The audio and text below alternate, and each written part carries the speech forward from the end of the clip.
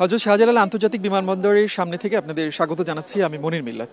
দর্শক, আপনারা জানেন যে স্মরণকালের ভয়াবহ অগ্নিকাণ্ডর ঘটনা ঘটেছে হযরত শাহজালাল আন্তর্জাতিক বিমানবন্দরে গতকাল। কার্গো ভিলেজ এরিয়া, মূলত যেই জায়গাটিতে আমদানি এবং রপ্তানি করা পণ্য থাকে সেই অংশে ভয়াবহ আগুনের ঘটনা ঘটে এবং গতকাল দুপুর থেকে শুরু করে একেবারে রাত ৯টা পর্যন্ত সেই আগুন জ্বলেছে এবং ফায়ার সার্ভিসের পক্ষ থেকে যেটি নিশ্চিত করা হয়েছে যে রাত ৯:১০ নাগাদ সেই আগুন তারা পুরোপুরি নিয়ন্ত্রণে আনতে সক্ষম হয়। আজকে সকাল থেকে আমরা শাহজালাল আন্তর্জাতিক বিমানবন্দরে আছি এবং গতকাল আগুনের যে ঘটনাটি ঘটেছে তার পরবর্তী সময় আজকের দিনের পরিস্থিতি কি, মূলত সেই ব্যাপারগুলো নিয়ে আমরা কাজ করছিলাম। সকাল থেকে আমরা যেটি দেখছি যে যেই অংশটিতে আগুন লেগেছিল আপনার কার্গো ভিলেজ এরিয়ার, সেই জায়গাটিতে এখন পর্যন্ত গণমাধ্যম কর্মী যারা রয়েছেন তাদেরকে প্রবেশ করতে দেওয়া হচ্ছে না। সেখানে মূলত ফায়ার সার্ভিসের যারা কর্মী রয়েছেন তারা সেই অংশটিতে কাজ করছেন। তবে আগুনের যে লেলিহান শিখা গতকাল আমরা যেটি দেখছিলাম যে পরিস্থিতি ছিল, আজকের দিনে পরিস্থিতি কিন্তু তেমনটা নয়। আগুন কিন্তু পুরোপুরি নিভে গেছে। তবে গতকাল এই ভয়াল আগুন যে পরিস্থিতি তৈরি করেছিল তার আপনার ধ্বংসচিহ্ন সেগুলো কিন্তু পুরোপুরি এখন দৃশ্যমান। যে কার্গো ভিলেজ এরিয়া যেটি আসলে দিনভর ব্যস্ত থাকতো, সেই পুরো এরিয়াটি এখন বলা চলে যে এক ধরনের ধ্বংসস্তূপে পরিণত হয়েছে। এখানে আমদানি এবং রপ্তানি করা যে মালামাল যেগুলো ছিল সেগুলো একেবারেই পুড়ে গেছে। বাইরে ব্যবসায়ীদের আসলে অপেক্ষা, যারা এই আমদানি রপ্তানির সাথে যুক্ত, তারা আসলে বিরাট একটা ক্ষতির মুখে পড়েছেন। তারা যেটি বলছেন যে ভেতরে যে মালামালগুলো ছিল সবই পুড়ে গেছে, সেখান থেকে আসলে অবশিষ্ট কোনো কিছুই নেই যে তারা সেখান থেকে বের করতে পারবেন এবং ব্যবসায়ীদেরও কিন্তু আসলে ভেতরে যেতে দেওয়া হচ্ছে না। মূলত ফায়ার সার্ভিসের যারা কর্মী রয়েছেন তারা এই পুরো এই কার্গো ভিলেজ এরিয়াটি তারা তল্লাশি করছেন যে কোথাও এখন পর্যন্ত আগুন অবশিষ্ট আছে কিনা। আমরা দেখছি যে দু একটি জায়গা দিয়ে এখন পর্যন্ত কিন্তু ধোঁয়া বের হচ্ছে, তবে আগুনের যে শিখা সেটি কিন্তু আসলে নেই। অর্থাৎ যে মালামালগুলো পুড়ে গেছে সেগুলো থেকে ধোঁয়া বের হচ্ছে, অর্থাৎ ভেতরে যে ধ্বংসস্তূপ তৈরি হয়েছে মালামালের যেগুলো পুড়ে গেছে সেগুলো থেকে এখন পর্যন্ত ধোঁয়া বের হচ্ছে। ফায়ার সার্ভিসের কর্মীরা এখন পর্যন্ত তারা চেষ্টা করছেন যে ভেতরের পুরো এরিয়াটিতে তারা কাজ করছেন যে ভেতরে আর কোনো জায়গাতে আগুন অবশিষ্ট আছে কিনা।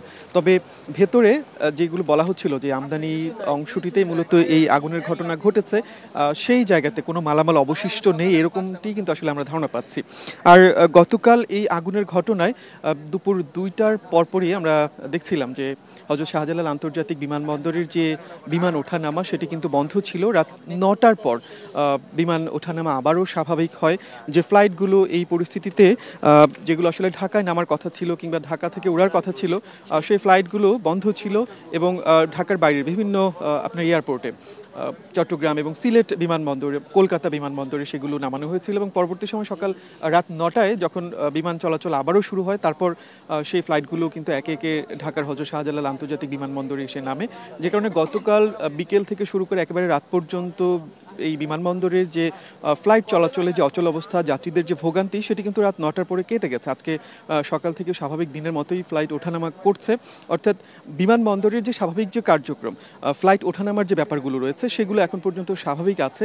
তবে আমদানি এবং রপ্তানি অংশ কার্গো ভিলেজ এরিয়ার যে কার্যক্রম সেটি কিন্তু এখন পর্যন্ত কোনোভাবেই সচল করা সম্ভব হয়নি। বলছিলাম যে একেবারে ধ্বংসস্তূপে পরিণত হয়েছে, শুধুমাত্র কাঠামোটি দাঁড়িয়েছে, কিন্তু এর ভেতরে যে কোটি টাকার যে মালামাল যেগুলো ছিল সেগুলো কিন্তু একেবারে পুড়ে গেছে। আমরা একটু বাইরের পরিস্থিতি আপনাদের দেখাতে চাই যে যে সমস্ত ব্যবসায়ীদের মালামাল ভেতরে ছিল তারা কিন্তু সকাল থেকে এই কার্গো ভিলেজ এরিয়ার বাইরের যে অংশটুকু রয়েছে সেই অংশটিতে তারা ভিড় করছেন এবং জানার চেষ্টা করছেন যে ভেতরে তাদের কোনো মালামাল অবশিষ্ট আছে কিনা এবং তারা কি পরিমাণ ক্ষতি হলো সেই ক্ষতি নির্ধারণের এক ধরনের চেষ্টা কিন্তু করছেন। আমরা এখানে বিভিন্ন কোম্পানির লোকজনকে পাচ্ছি যারা মূলত এই আমদানি রপ্তানির সাথে যুক্ত ছিলেন এবং তারা যেটি বলছিলেন যে এখানে মূলত তৈরি পোশাক শিল্পের যে কাঁচামাল যেগুলো রয়েছে সেই প্রোডাক্টগুলো ছিল, আপনার ইলেকট্রনিক্স প্রোডাক্ট এখানে আনা হতো সেগুলো ছিল।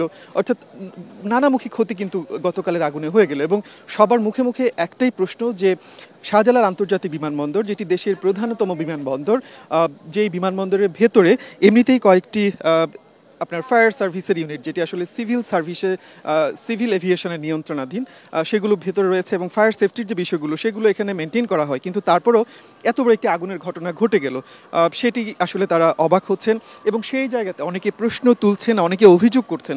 বিশেষ করে ব্যবসায়ীদের পক্ষ থেকে সেই অভিযোগগুলো করা হচ্ছে যে গতকাল দুপুর 2টার পর যখন প্রথম এই জায়গাটিতে আগুন লাগে, তারা বলছেন যে এই কার্গো ভিলেজের 8 নম্বর গেট, যেখানে মূলত কয়েকটি ওয়ার্কশপ ছিল, সেই জায়গা থেকেই আগুনের সূত্রপাত।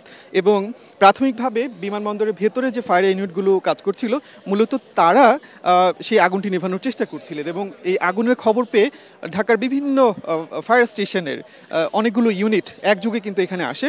কিন্তু এই ব্যবসায়ীরা অভিযোগ করছেন যে শুরুতে সেই ফায়ার ইউনিটগুলোকে ভেতরে প্রবেশ করতে দেয়া হয়নি নিরাপত্তার কারণে, এবং তাদের অনুমতি না থাকার কারণে যখন ভেতরে আগুন জ্বলছিল তখন ফায়ার সার্ভিসের যে ইউনিটগুলো সেগুলো এই 8 নম্বর গেটে অপেক্ষা করছিল, অর্থাৎ তাদেরকে ভেতরে যেতে দেওয়া হয়নি।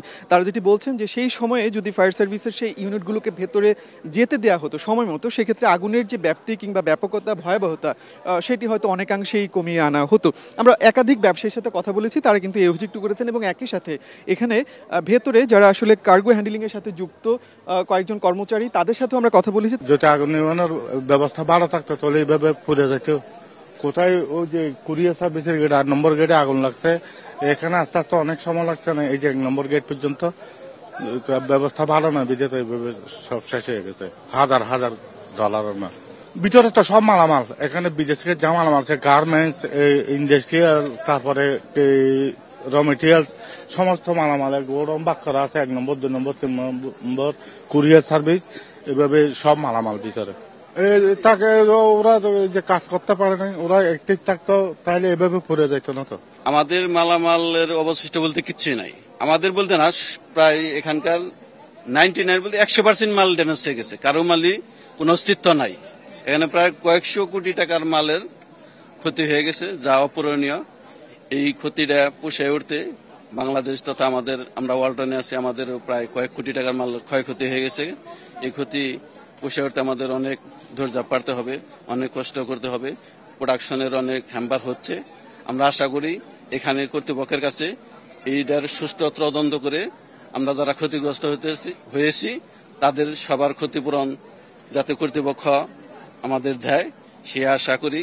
আর এখানে আমাদের র মেটেরিয়াল ছিল, আমাদের সব হলো বাইরে থেকে আসছিল, অনেক টিপির পার্ট ছিল, তারপরে রেফ্রিজারেটর পার্ট ছিল, মেশিন ছিল, অনেক মালামাল ছিল। আমাদের প্রায় 50-60টা ডকুমেন্টের প্রায় কয়েক কোটি টাকার মাল আমরা ইতিমধ্যে থানায় গেছিলাম জিডি করতে, জিডি চলমান আছে। আপনারা আপনাদের মাধ্যমে জানতে পারবেন আমাদের কত টাকা ক্ষয়ক্ষতি হয়েছে। আমার দৃষ্টিতে কথাটা রাইট, কারণ 1:30টার দিকে পায়ে আগুনের সূত্রপাত ঘটেছে ওইখান থেকে, মেবি একটা ওয়ার্কশপের মাধ্যমে প্রায় 7 ঘন্টা ধরে এইখান থেকে ওইখান থেকে আস্তে আস্তে এইখানে আসছে। ওইখানে সঠিক পদক্ষেপ নিলে আমার মনে হয় আগুনটা ওইখানে থামানো যেত, কারণ 7 ঘন্টা ওইখান থেকে প্রায় ½ কিলো দেখেন, ওইখান থেকে এখানে শেষ, ½ কিলোর বেশি ছড়াই গেছে। তারপরে গেট বন্ধ। শুরু থেকে যদি গাড়িটা ঢুকতে পারতো তাহলে আমাদের মনে হয় এই 4টা গেট আমরা বাঁচতে পারতাম। দামি মালগুলি আমাদের এই পাশে কমার্শিয়াল সাইডে হইল 3, 1, 2, এগুলা 3, এগুলা সব দামি পাসগুলো এখানে। আর ওইখানে 8 নম্বর গেটে শুধু ওই যে ভাঙাচোরা যারা ওয়ার্কশপ, ওইখান থেকে আগুনটা বলে শুরু হয়েছে। আর গাড়িটা যখন প্রথম ওইখানে আসার পরে জানা গেছে যে ওরা ফায়ার সার্ভিস ওই সিভিলেশন পারমিশন লাগবো, অনুমতি লাগবো, এই বকর চকর করেই ঝামেলাটা বাড়ছে। ঝামেলাটা যদি শুরু থেকে গাড়িটা ঢুকতে দিত তাহলে আমাদের মনে হয় আমাদের ওইখানেই ক্ষতি হইতো না, আর আজকে এই অবস্থা দাঁড়াইতো না। ওরাও তো অবহেলিত করছে, নাহলে অবহেলিত যদি না করতো তাহলে আপনার ওই মালগুলো তো আপনার বাঁচাতে পারতো, ভিতর থেকেও বাঁচাতে পারতো না। আর তো কোনো পদক্ষেপই নেই নাই। 1 থেকে শুরু করে আপনার 8 নাম্বার থেকে এখানে গেট আছে কয়টা, 1টা 2টা 5টা গেট। কুড়িয়া থেকে আমাদের এখানে 5টা গেট, 5টা গেটে প্রায় 1.5 কিলো বেশি হবো। আপনার 8 নম্বর গেটে প্রথমে আগুনটা লাগার পরে আধা ঘন্টার মধ্যে ফায়ার সার্ভিসে তারা আসার পরে তারা অনুমতি পায়নি, সিভিল এভিয়েশন তাদেরকে অনুমতি দেয় নাই। অনুমতি না দেওয়ার কারণেই 8 নম্বর গেটে আগুনটা দেখেন, 8 নম্বর গেট, 3 নম্বর গেট, গেট বি 1 নম্বর গেট, আপনার প্রায় 1.5 কিলোমিটার এরিয়া। ওটা যদি ওইখানে নিবারণ করতে পারতো তাহলে আমাদের মতো আজকে সিএনএফ, আজকে 10,000 আমরা সিএনএফ আছি, তাদের অবস্থাটা এরকম পথে বসে মতো আমাদের অবস্থা হয়ে গেছে। এখানে আপনার এভারেজে প্রায় 20,000-এর উপরে এমপ্লয়ার আছি, তাদের সবার একই অবস্থা। আমি আজকে 14 বছর ধরে এখানে আছি। সকালে এসে দেখার পরে মানে একদম হৃদয় সফট কর্নার থেকে বলতেছি, এটা আমি মেনে নিতে পারতেছি না। স্পেসলেস, বাসা হারিয়ে ফেলছি। ভিতরে তো সিভিল এভিয়েশনের আগুন নিবানোর মতন তাদের ফায়ার সার্ভিস ছিল, কিন্তু তারা কেন আসে নাই? ঘন্টাখানিক পরে খবরটা জানলাম, যখন আমি আসলাম তখন আগুন জ্বলতেছিল, আর ফায়ার ব্রিগেড যেভাবে কাজ করতেছিল মনে হয় না যে আগুনটা যেভাবে লাগছে ওইভাবে অতটুকু প্রয়োজনীয় মানে পানিটা তারা দিতে পারতেছে। ঠিক আছে, আর এখানে মনে করেন যে আপনার কিছু মানে আনসার সদস্য মনে আহত হয়েছে, তাদের বের করে অ্যাম্বুলেন্সে নেওয়া হয়েছে, কিছু ফায়ার ব্রিগেডের লোক আহত হয়েছে। ঠিক আছে, তখন আমি ছিলাম আবার গেটের কাছে। জি,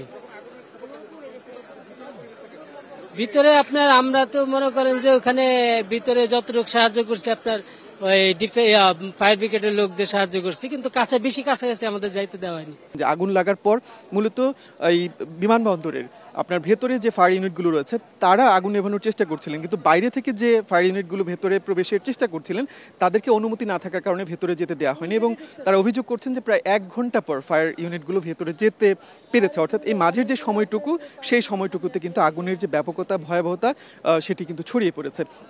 কিন্তু আগুন লাগার প্রকৃত কারণ সেটি কিন্তু এখন পর্যন্ত আমরা জানতে পারিনি। আপনারা এর মধ্যে জেনেছেন যে আপনার সিভিল এভিয়েশনের পক্ষ থেকে এখানে একটি তদন্ত কমিটি গঠন করা হয়েছে। আমরা জেনেছি যে আজকে সকাল থেকে সেই তদন্ত কমিটি এরই মধ্যে কাজ শুরু করেছে। তাদেরকে 5 কর্মদিবসের মধ্যে রিপোর্ট দিতে বলা হয়েছে, এবং সেই রিপোর্টে কি কারণে আগুন লেগেছে, ক্ষয়ক্ষতি কি হলো, এবং ভবিষ্যতে বিমানবন্দরের মতো এরকম একটি জায়গাতে যেন আগুনের ঘটনা না ঘটে তার জন্য এক ধরনের সুপারিশ কিন্তু দিতে বলা হয়েছে। আমরা বলছিলাম যে সকাল থেকে এখানে বিমান ওঠানামা স্বাভাবিক রয়েছে, তবে কার্গো ভিলেজ এরিয়ার যে কার্যক্রম সেটি একেবারেই বন্ধ রয়েছে।